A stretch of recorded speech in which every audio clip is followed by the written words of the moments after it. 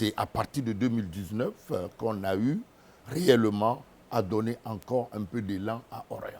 Pour revenir donc à l'actualité, quelle est la touche aujourd'hui de Aminata Kaba depuis qu'elle a été nommée au sein de ce département? Ben, écoutez, il faut comprendre bien avant Aminata Kaba que depuis l'avènement du 5 septembre, déjà à la prise du pouvoir le 5 septembre, Oraya et tout le bloc a été vandalisé. Ça aussi, il faut le préciser.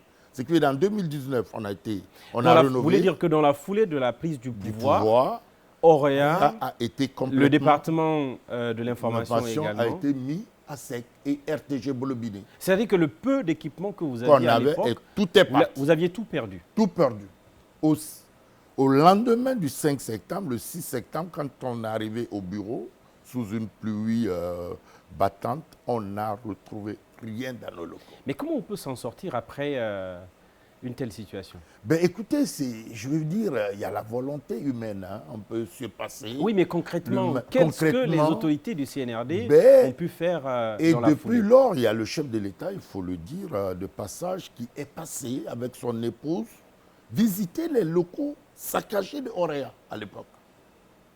Le président avait donné des instructions et ça c'était en 2022, oui. Je crois, 2021, oui. Hein, vers octobre, je crois. Oui. Avant fin d'année, le colonel était passé à Oraya, puisque nous sommes contigus à la base militaire. Au Kamakambo, oui. Le camp des forces spéciales. Alors, qu'est-ce qui s'est passé?